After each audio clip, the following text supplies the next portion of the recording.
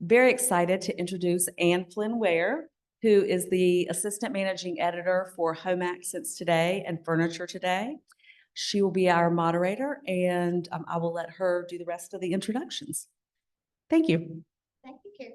Thank you, Carrie, and thank you to members of our panel for giving your time to share some information with us this morning.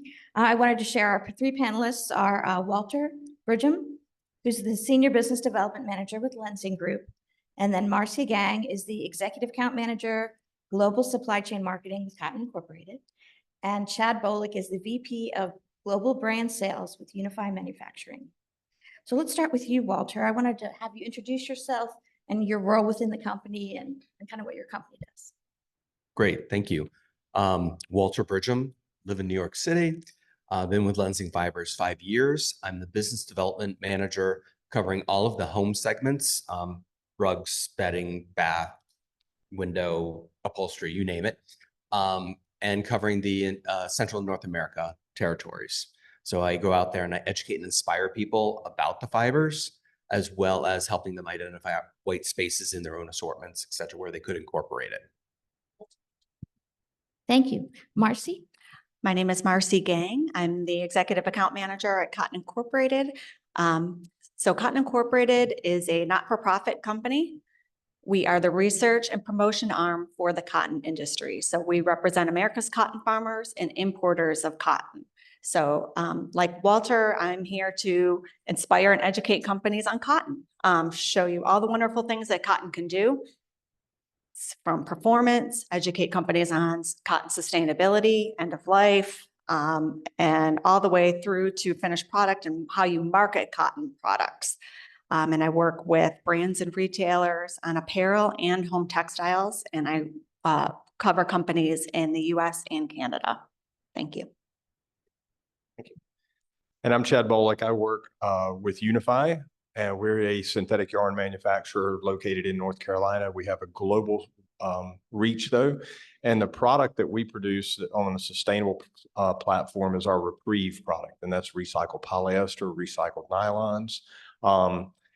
My role at Unify, I'm Vice President of Brand Sales. We work with all of the brands and the retailers to help them promote sustainability within their products. And this could be apparel, this could be home furnishings, this could be contract fabrics, this could be even geotextiles or anything that would fall into the non-apparel realm. But I'm happy to be here today and talk about sustainability and specifically in the home market. That's great. Thank you all again. So I have some individual questions first. Walter, I wanted to start with you. How does your company approach sustainable sourcing and the production of textiles? And what specific initiatives or practices set your company apart? At Lensing Fibers, we're the makers of Tencel. We focus on man-made cellulosics. And with that, you're sourcing wood from sustainable forests. So the fact that all of our wood is PFC or FSC certified sourcing says a lot. So right at the beginning, we are doing that. Then all of the awards for the Eco Label for the processing, so chemical management, having sustainable goals set that are approved by third-party agencies, a world-class sustainability report that people emulate and really take advantage of for driving their own reports. And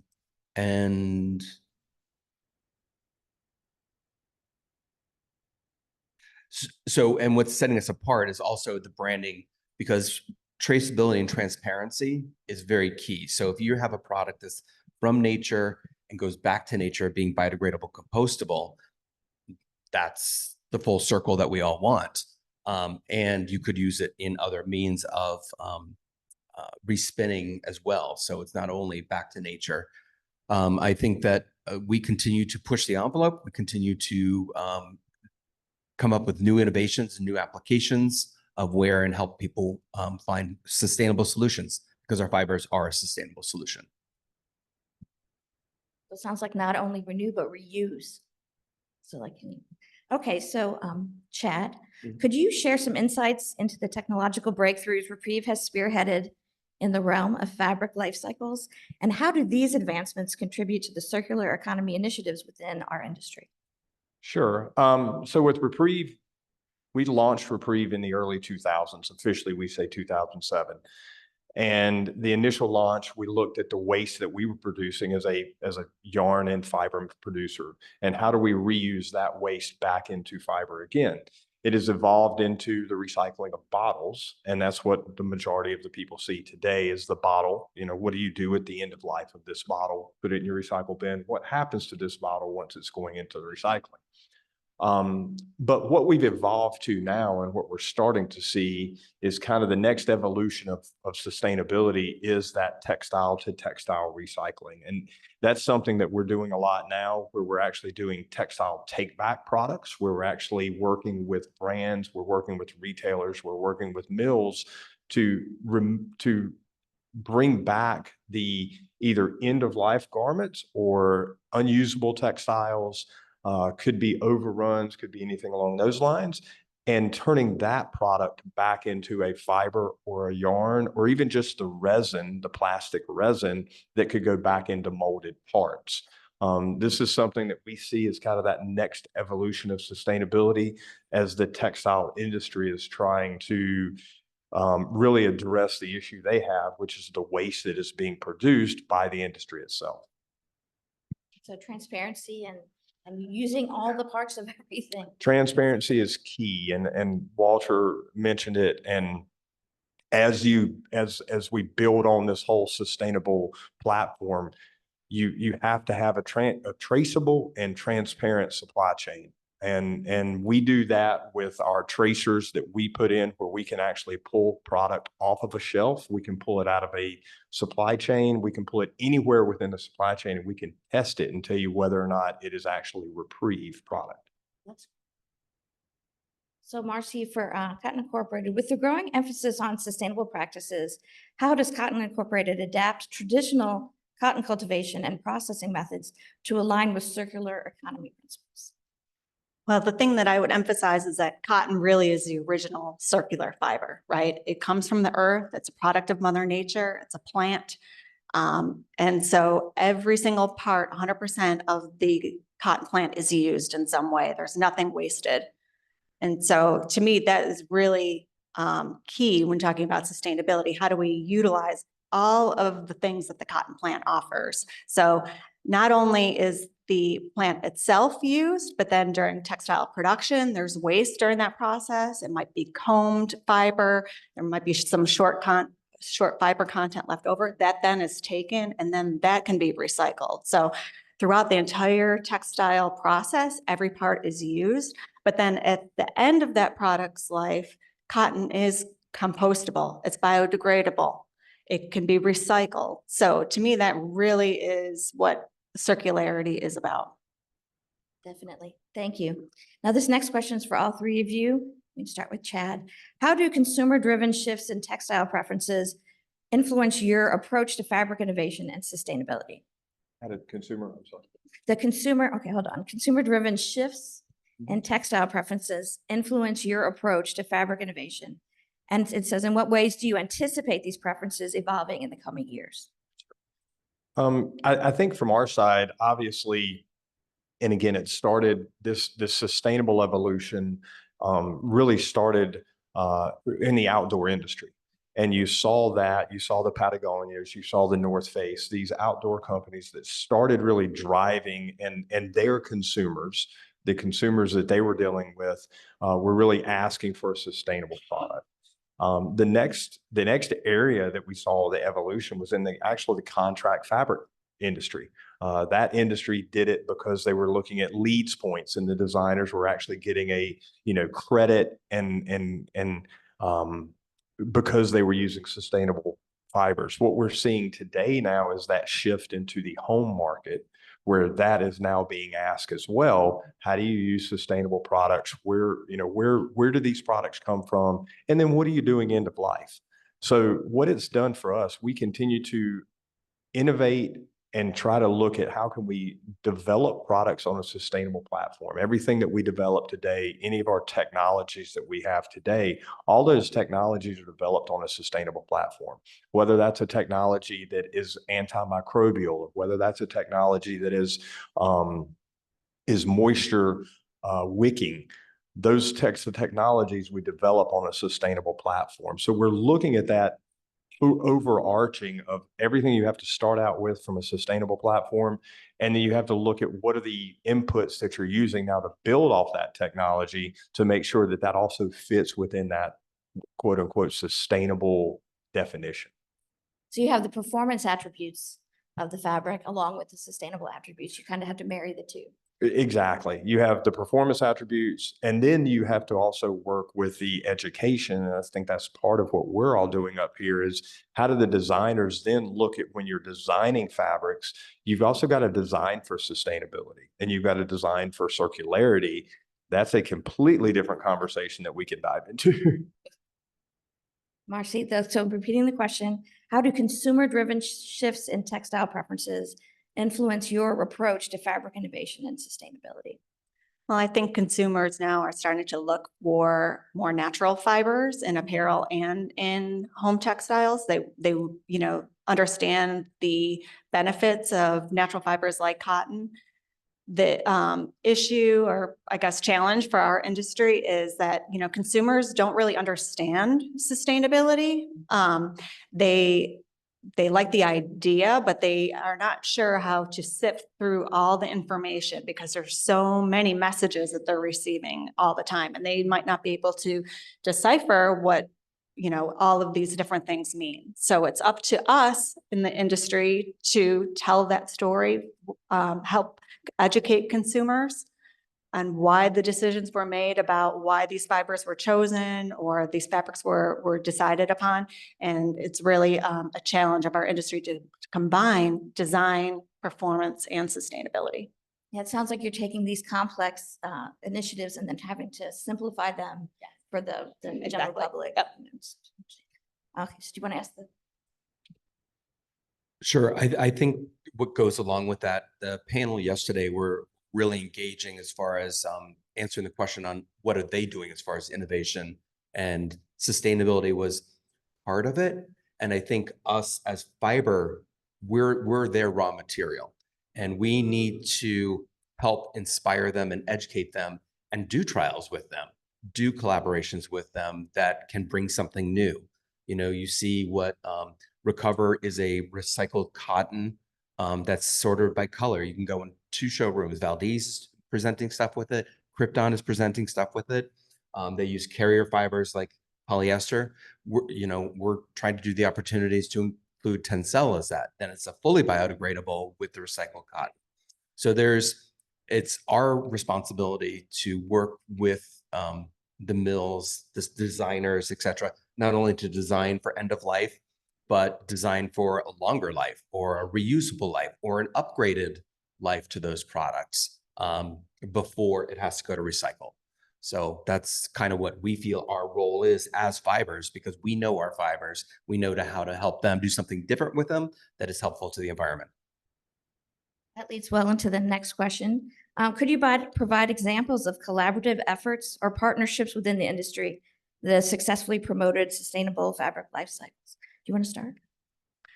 Probably the best and well-known example is Cotton Incorporated's program, the Blue Jeans Go Green program.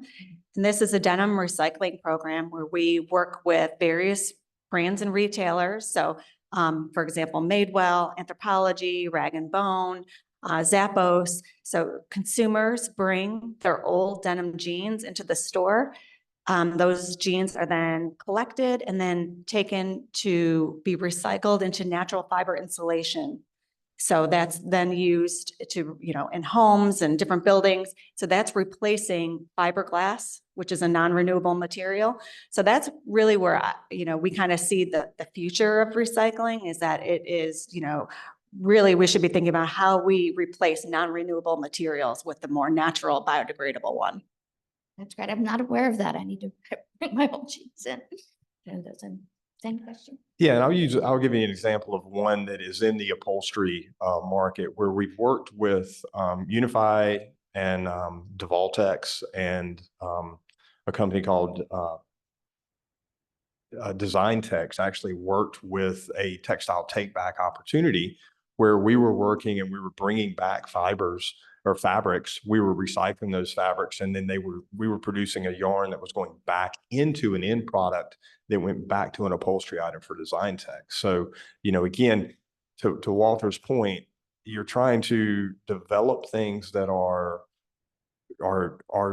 can be recycled, and then what do you do and how do you work together? And I think partnerships, we all have to work together. Everyone on this panel, we work together in some form or fashion now. And I've always told people don't worry about the name on the front of your jersey, because if you're going to solve this issue, you just have to worry about fixing it as a whole. And your partner today or your competitor today could be your partner tomorrow. Same question. So I kind of went ahead on the collaboration thing, but to just go back as far as you also have to collaborate with your supply chain even for us. So you take a look at, we use wood, and we also are using chemically recycled cotton that is taken down to the cellulose level, that blended with our wood cellulose to create a virgin lyocell fiber. So that's our Refiber technology. So that is where we're engaging these chemical recyclers who are converting the cotton into cellulose that we use. So that's a deep collaboration in bringing something forward that not only is reuse, but it's really an upgrade to what it was. It's after its end of life. So it's not going into the landfill. It's going back into a garment, and a better garment, I'd like to say. But that's the collaboration, whether we're working on the other side or working with what's coming to us. And those are the key things. Like, you have to work both sides.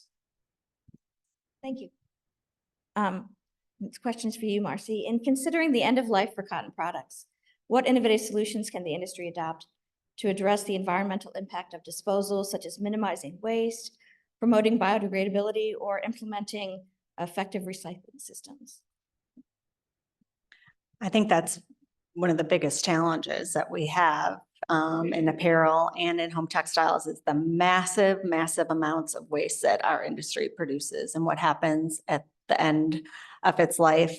At Cotton Incorporated, we've done a lot of research. It's about biodegradability, composting.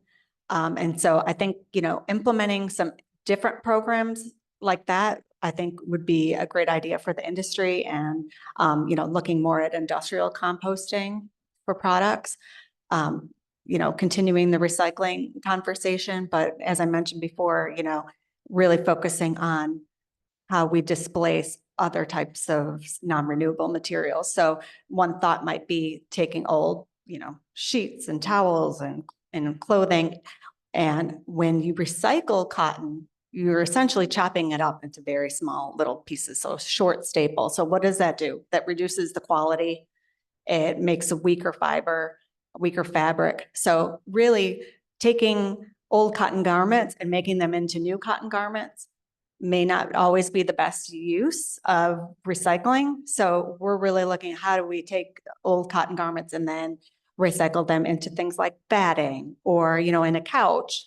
Is there some sort of non-woven material or something that could be made into? So thinking outside the box. And then we're also looking at things like, how do you make plastic out of recycled cotton? So so we're doing things like 3D printing cotton waste to replace plastic that might go in like bindings, like in buttons and things like that. So innovative ideas, thinking outside the box and continuing to push the boundaries on what's currently possible, but that's what our industry has to do. That's great. The innovation is just amazing. It's like the world is, there's no bad ideas, right? Yeah. So the next one, given the increasing global concern over plastic waste and microplastics in the environment, how does Reprieve address these challenges in the production and life cycle of recycled polyester? And what measures are in place to ensure the environment sustainability of your products? And you talked about that a little before.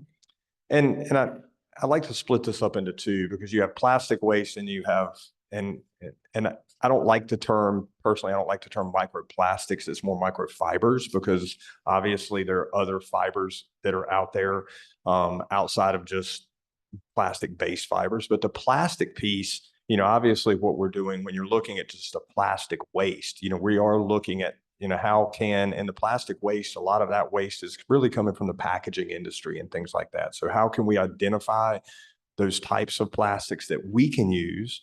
And then how can we find or work with people who can use the other types of plastics that may not be able to go back into a polyester end use? It could be HDPE, or it could be other types of products. I mean, when you look at a bottle, this bottle, I can use the base of the bottle. The cap I cannot use. It's a polyolefin, but this can go into other end uses. It can still be recycled. We just have to, we have to be able to capture that and then determine what those end uses are. From a microfiber standpoint, we're doing a lot, and it's really understanding what are the sources of the microfibers. Microfibers, I think there's a big misunderstanding right now. It's a buzzword. It's been out there for a while, but there is a misunderstanding of really where are the microfibers coming from and what are the sources of those microfibers. So a lot of that microfiber waste is still, it's occurring during the manufacturing of the fabrics. It's occurring during the dyeing and the finishings of these fabrics. We've also, we're a part of the Microfiber Consortium, which is a group that is doing a lot of work today on understanding the root cause of the microfiber pollution that you're seeing in the area. And then how does it, and debunking some of the misconceptions that are out there, but really educating the general public.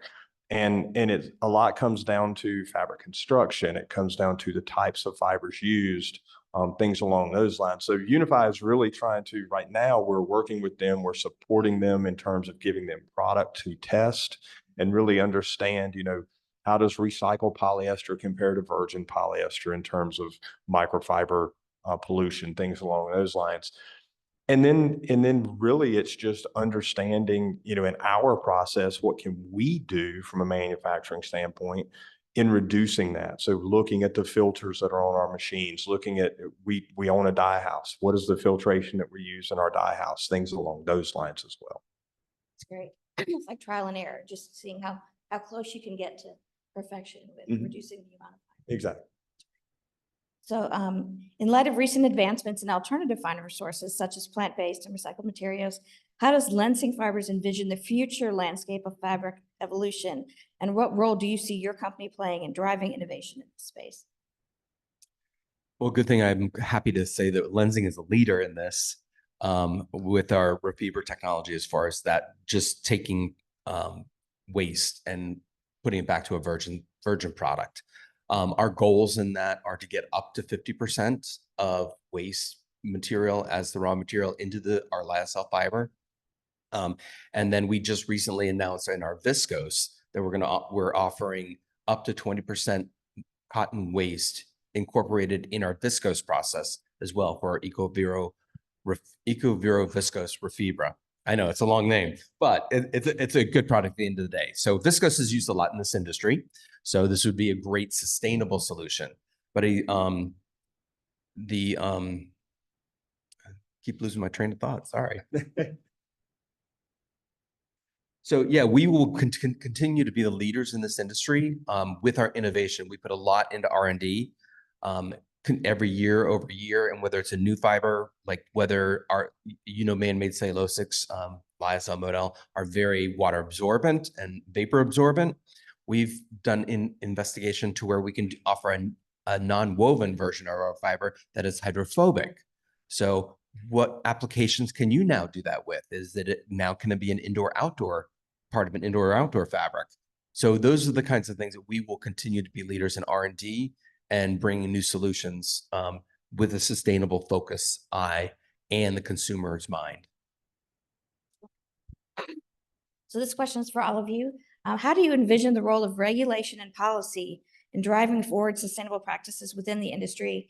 And what regulatory challenges or opportunities do you foresee in the pursuit of these environmentally friendly fabric life cycles? I think, and you're starting to see it, whether the EU regulations that are coming on board or some of the regulations from a statewide in the US, it's driving a lot of the ownership of the problem back to the mills, back to the brand level.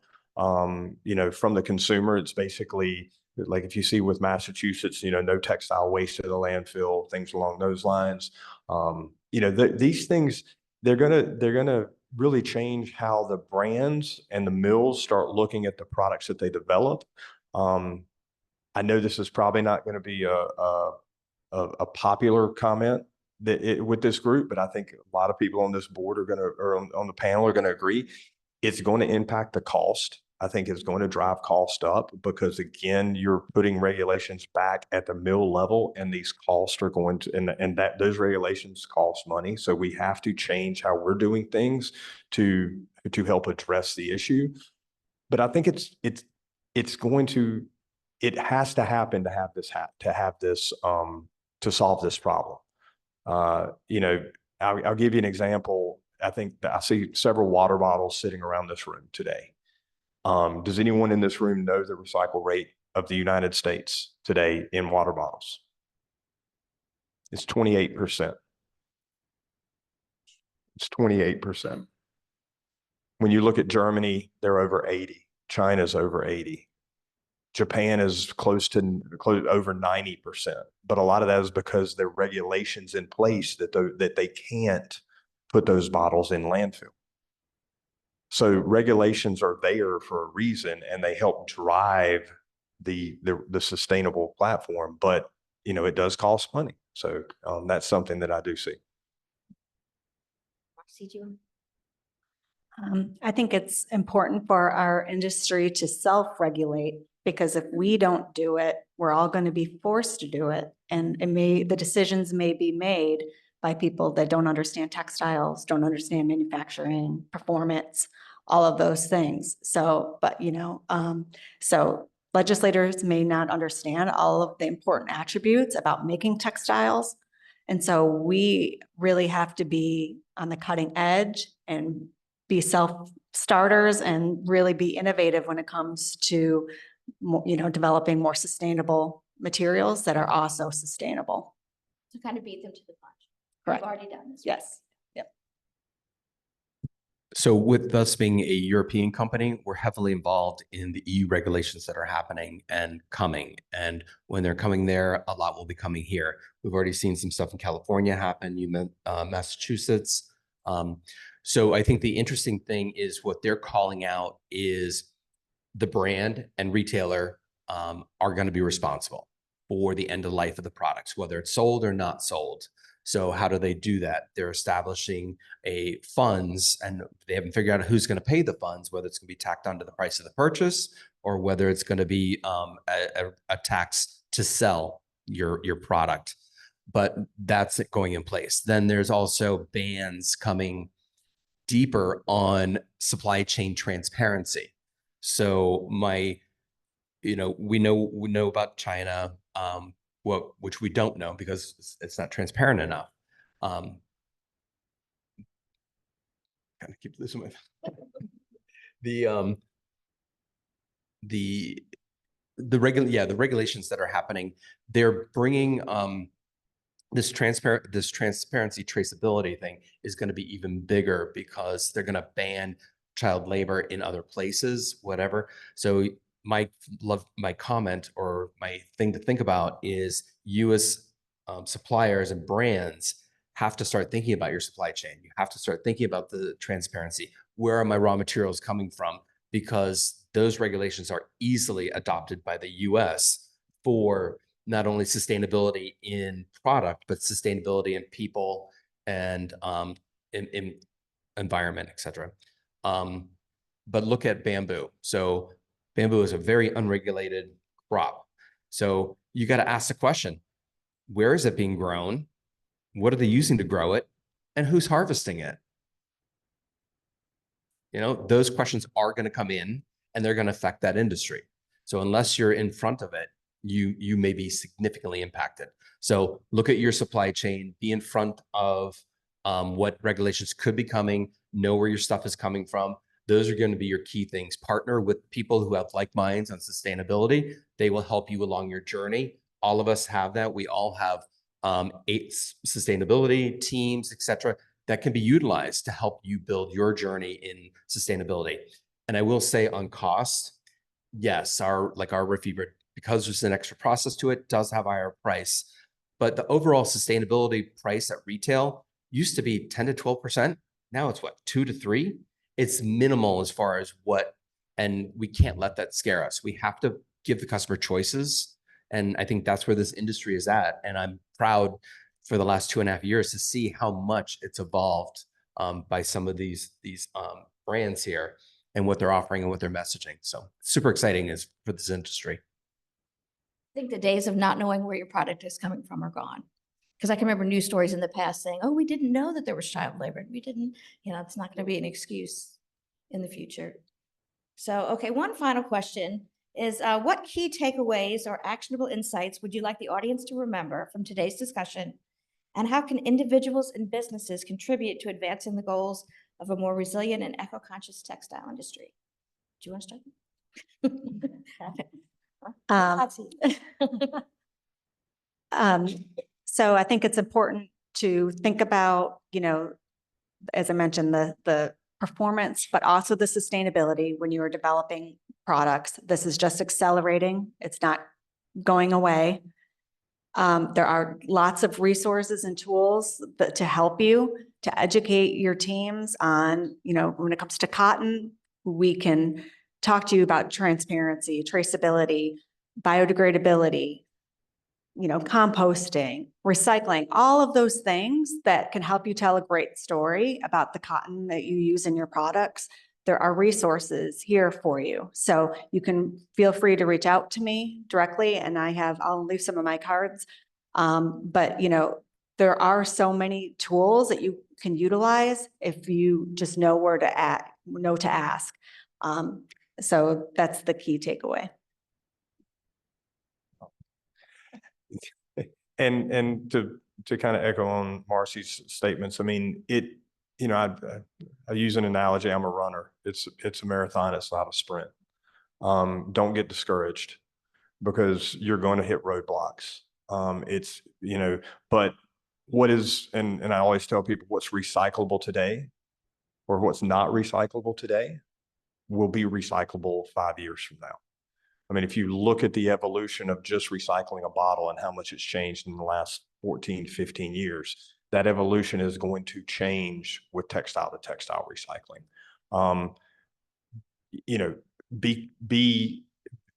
Be very, look at and try to get areas that you can find wins early. And don't try to bite off, don't go a shotgun effect. Really be very specific on what you're looking at in terms of what you want to do in terms of sustainability, and pick some things that you feel, okay, this is something that I can achieve today. And then you build the framework of how you're going to build off of that. Because a lot of people, they get into this and they run into a roadblock and then they just stop. Well, it's going to continue. It's not going to go away. So you've got to just continue to work. We from a Unified standpoint, myself, we're here to educate as well. We're here to help the industry solve this problem. I sit on the Accelerating Circularity Board for the industry. That's a board that you can look at as well. That's an industry organization that works together to really, how do you solve these problems? And it's going to take a partnership. It's going to take collaboration because we can't do it alone. I can't do it alone. No one on this board can do it alone. It's something we all have to do together. It sounds like starting with the low-hanging fruit and not getting intimidated, as you're going through the process. Exactly. It can be scary. It can be intimidating. Don't let it. Because the end result is worth. Yeah, I'd say pick your shots, engage with your partners, and think out of the box. You need to make small steps, which will lead to big steps. So utilize your team members. And if you didn't think about engaging with the fibers that you choose, maybe you should. You're going to open your eyes, find some new ways of doing business. But I think the big takeaway is whatever you do, let your customer know that you are doing that.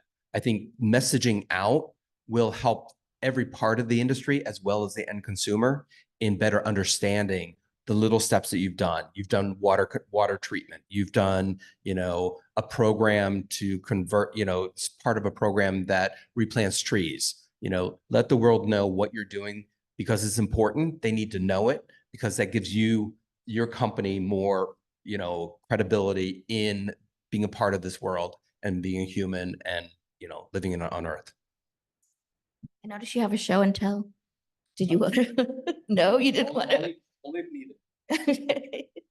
Well, thank you. Do we have any questions in the audience that you'd like to ask? You want- Yeah, I was wondering if the panel could talk more specifically about blended fibers and how we're able to recycle those with new technologies, whether they have any questions. Yeah, blended fibers are probably one of the difficulties in recycling today, textile to textile recycling. Unify, we're a mechanical recycler. So we basically products that are 100% polyester with products that will melt, spandex, things along those lines, we can handle to a degree. There are a lot of chemical recyclers that are coming online. And to be honest with you, that is where the blended fibers, and that's where a lot of especially if you've got cellulosic products blended with polyester. And it could be a situation like right now, a partner that could supply a cellulosic material to Lenzing. If it's a blended product, they then also supply the polyester portion of that textile waste back to me to then recycle. So again, that's where your partnerships are going to come in line. And that's where you've got to have to look at this from a much higher view than trying to look at it just through your own lens, because they're going to be partnerships that are going to be formed. And I do see, though, from a blended standpoint, that's where the chemical side of recycling is going to come online more often. Just to add to that, it's interesting. Our partner is Sodra in the Netherlands. They use a lot of hospitality products, end-of-life hospitality products to convert to the pulp. A lot of those hospitality products have 20%, 15% polyester in them. So they're able to separate out the polyester and use the cotton part. And then that polyester is used as biofuel basically to run the plant. So in a real world, when we have this collection, sorting, and direction of waste, that's where we're going to say, okay, this shirt is 70% polyester, it goes this direction. If it's 70% cotton, it goes this direction. So that what that thing is made out of, most of what is there will be reused in that next process. Versus, we receive a shirt that's 20% cotton and 80% polyester, 80% is just going to be biofuel. So is that really where your best use of that? Are you, that energy that you put into it, is it really going to be reward you in our process, in our man-made cellulosic process? Whereas that would be great for over here. So the collection and sorting is the big part that we all have to fix and brainstorm. It's like, how do we do that? An interesting thing about that is mattress industry. Mattress ticking is 3 fibers, basically. There's a lot of cotton, there's a lot of polyester, and then there's tensile lyocell. We work with a couple partners to create a monofiber mattress ticking, circular knit, but all with 100% tensile lyocell. So that's a back yarn, a fill yarn, and a face yarn. That is 100% biodegradable, compostable. It can be shredded and respun, all these things. So it's possible to have these recycle opportunities and use the materials over and over again, even if they're blended, but hopefully you can move to mono materials. It's a lot easier. Are there any other questions?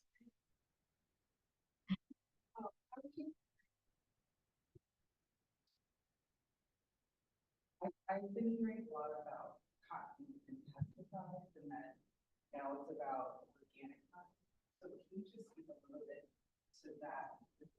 I'm so confused. Well, you're not alone. It is confusing because there's a lot of misinformation, especially online. And so, but we're here to, set the record straight about what is true and what's not true about cotton. So the truth is that we have a 40-year history of reducing inputs on cotton, things like pesticides, fertilizers, and herbicides.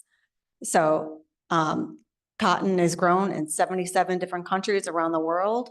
In the US, it's grown in the lower 17 states where it's hot and humid.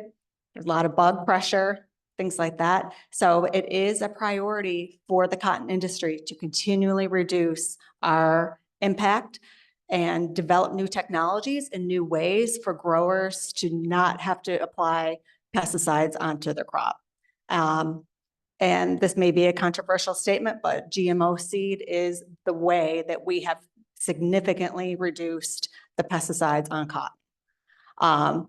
And so it has been an amazing achievement and advancement in cotton production because it's directly responsible for reducing the pesticides on cotton.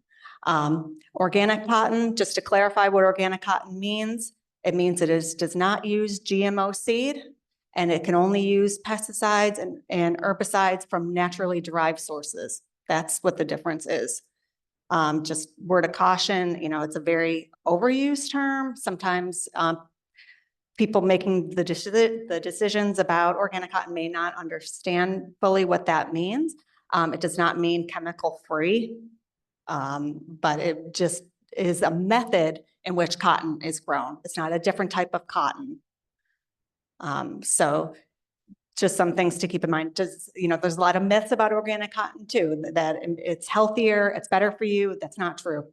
And there's physically no way to tell the difference between organically produced cotton and conventionally produced cotton once it's been picked.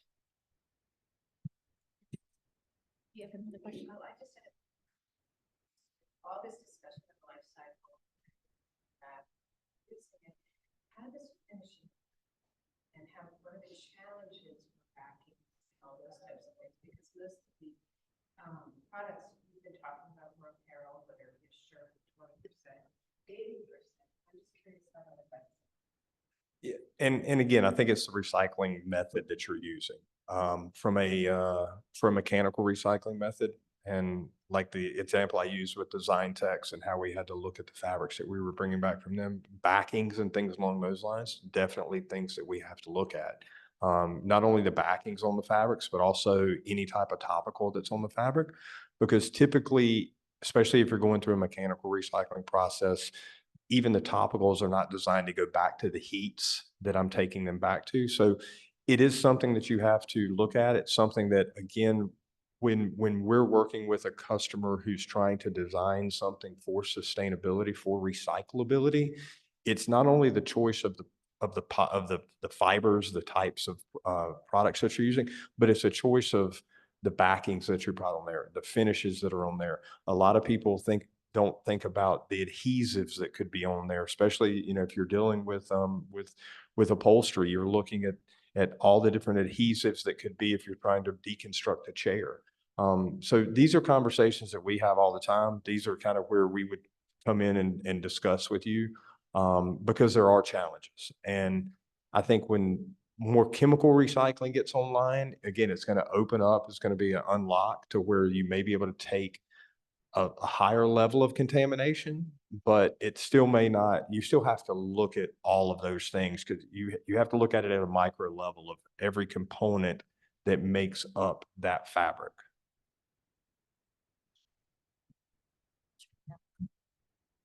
Okay, thank you. Sorry. Oh, sorry. And this is about recycling, not just fiber, but I moved back to Tennessee. I was here in North Carolina for 18 years with taking care of my elderly mom. When I got back to Tennessee, they don't recycle glass. And because they said they don't have anybody to sell it to. Is this nationwide, or what's going on with that? It's not a nationwide thing. Again, and it's really, it's a local driven. I mean, if you look in North Carolina, all the counties of North Carolina, a lot of your recyclers are either, you have your big two. You have, everyone's seen Republic, You've also seen Waste Management that now has rebranded themselves as WM. But the city of High Point, we're sitting in High Point. High Point owns their own recycling operation. They own the municipality, all the recycled materials that are recycled within the city of High Point go back to a High Point owned product or owned entity. Certain communities, because it does cost money, they choose to recycle certain things. And depending on how their material reclamation facility is set up, they may not have an outlet for certain things. So they're going to say, we can recycle plastic, cardboard, aluminum, but we're not going to recycle glass because we don't have an outlet for it. So it's not an industry or a nationwide thing. It's literally specific to a certain area within the community. I'm gonna start bringing on my glasses. But so yeah, our recycling facility for bottles is located in Rockingham County.